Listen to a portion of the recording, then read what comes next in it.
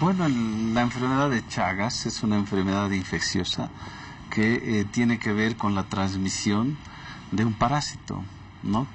El vector viene siendo el Triatoma infestans, conocido como vinchuca, que transmite un parásito que es el Trypanosoma cruzi, que este es el parásito causal de esta enfermedad, ¿no?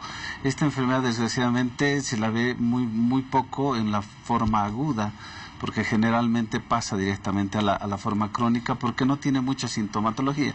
Se ve muy pocos casos de personas que presenten sintomatología. Generalmente la vinchuca viene, pica y no genera sintomatología. Después de muchos años es donde efectivamente se puede ver el desarrollo de la enfermedad. Hay algunos casos sí que son agudos. En nuestro país aproximadamente nos basamos en lo que llamamos nosotros los índices de infestación. Estamos aproximadamente con índices que están alrededor de un 2%, que es lo que hemos ido trabajando, porque si vemos hace 10 años estábamos con un índice de infestación que oscilaba en el 50%. Esto pero quiere es 2% decir, en un global del territorio nacional. En un global del territorio. Pero en lo que hace específicamente al Chaco o la zona de los valles, entiendo que estamos más o menos por el 10% de Bueno, el hecho es que tenemos 154 municipios donde está presente el vector. Y hay algunos de baja endemia y otros de alta endemia. Y el Chaco se constituye en un territorio de alta endemia, por ejemplo. Lo mismo, por ejemplo, el área periférica de lo que es Cochabamba, donde se ha visto que hay gran cantidad de vector. Y ahí, efectivamente, nuestros índices están encima del 10%, incluso al 20%, ¿no? Hay un asunto, cuando hablamos de las vinchucas, ¿no? Seguramente acá habrá en alguna parte del territorio viendo una vinchuca, una vinchuca, el Chagas. Bueno, hay 140 especies de vinchucas en el mundo, 21 especies en Bolivia, y una que ha sido precisamente la estudiada e identificada como tal es la que genera precisamente el mal de Chagas. Bueno, ¿y cómo diferenciar las vinchucas? Dirán en casa, ¿cuál es la vinchuca que me transmite Chagas y cuál no? Bueno, el hecho es que tenemos, como le mencionaba, el Triatoma infestans, que es el parásito que tenemos distribuido en la zona de los valles. ¿Tiene alguna particularidad esa vinchuca en relación a las demás, más grande, más chiquita, el color, qué sé yo? Bueno, la verdad, la especificidad respecto a las características de la vinchuca no le podría dar en este momento. Hay gente especializada en esta temática, pero en nuestro país tenemos 2 parásitos identificados, ¿no? Que hemos, en base a los estudios que hemos hecho, que es el Triatoma y el Rhodnius rotundus, que también es otro parásito similar del mismo género, pero que está presente en la Amazonía. Me preguntaban respecto a cuáles serían las vías. Una es la vía es a través de la picadura de el Triatoma infestans, pero otra también es la vía oral, que se describe en muchos casos en el Brasil principalmente, que tiene que ver con la presencia del parásito en las palmeras.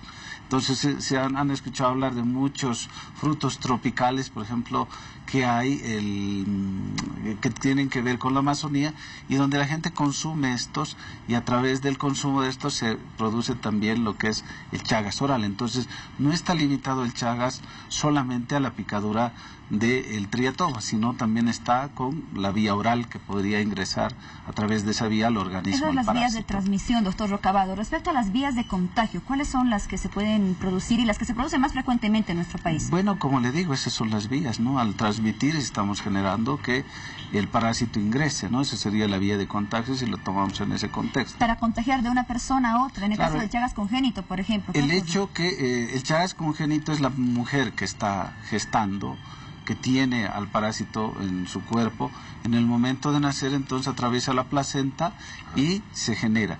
Hoy en día estamos haciendo vigilancia, hemos mejorado nuestra cobertura.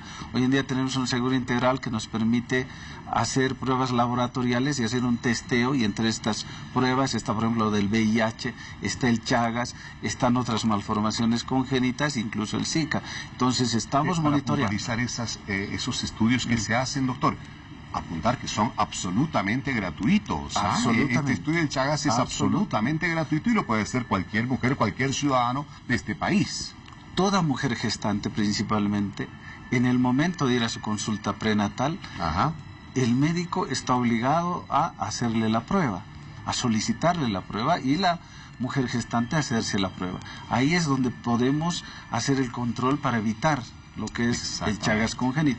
El Chagas, el tratamiento tiene que ser inicial, cuanto más antes, mucho mejor, ¿no? Doctor Félix Loza, ¿Por qué le tenemos que tener miedo al Chagas? Porque sí, yo creo que es importante tener miedo a cualquier enfermedad, porque el más pequeño descuido y se convierte en una cosa que después no la podemos controlar.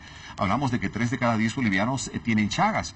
¿Por qué tenemos que preocuparnos? ¿Cómo actúa el Chagas dentro de nuestro cuerpo? O sea, ¿qué es el Chagas dentro? ¿Cómo se mueve? ¿Cómo nos daña? ¿Cómo nos destruye? Bien, efectivamente hay que tenerle mucho respeto y temor también por el hecho de que, tal como ha mencionado el doctor, el flagelado ingresa dentro del cuerpo, pero es un germen que trata de evitar ser identificado. Y lo primero que hace es busca un tejido bueno en el cual introducirse y enquistarse. Eso suele hacer mientras se enquista, se va reproduciendo al interior de ese pequeño quiste que ha formado. Y después de cierto tiempo, cuando el quiste ya ha dejado de tener, por llamarlo quiste en realidad, el tamaño suficiente para contener, se vuelve a abrir y el parásito vuelve a la circulación otra vez, se vuelve a meter en otro segmento y se va reproduciendo. Mientras sucede esto, el organismo trata de combatir y genera anticuerpos. Anticuerpos que se van a detectar y que van a ser positivos en las pruebas. Como tiene una apetencia muy importante por tejido nervioso, le gusta lo que es el plexo mioentérico de Meissner y de Auerbach, es el cableado eléctrico del tubo digestivo, y le encanta el cableado eléctrico del corazón. Podríamos decir que los órganos más afectados entonces están el corazón y también se ve muy afectado el aparato digestivo. El aparato digestivo, fundamentalmente esófago y colon.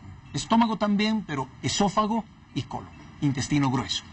Es muy difícil encontrar, esto es una cuestión que tiene que ver con cepas, que haya concomitancia de las dos cosas, pero se han visto algunos casos.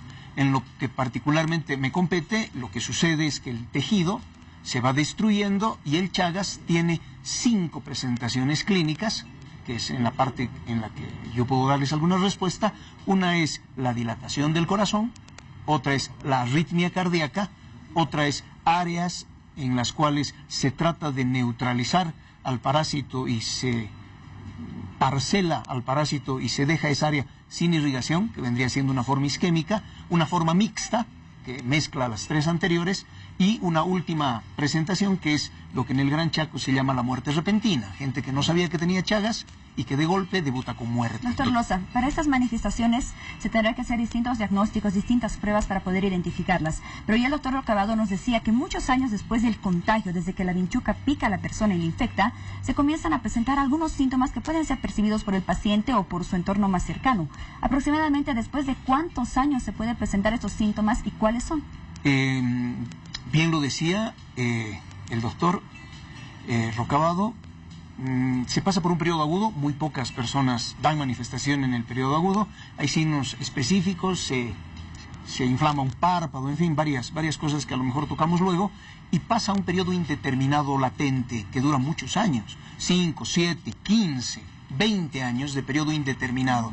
Y cuando nadie está sospechando en aquello, se presenta la manifestación clínica. Si el corazón está dilatado, lo que genera es turbulencia. Y al generar turbulencia se forman pequeños coágulos. Entonces, una embolia, por ejemplo, puede ser una manifestación tardía de una enfermedad cardíaca. La presencia de arritmias, palpitaciones, embolias también a partir de aquello, puede ser una forma indirecta. No hay una precisión para decir este es el síntoma A, debemos investigar el Chagas. Estamos en obligación, en todo paciente con falla cardíaca en el país, independientemente de la región, sospechar la presencia de Chagas.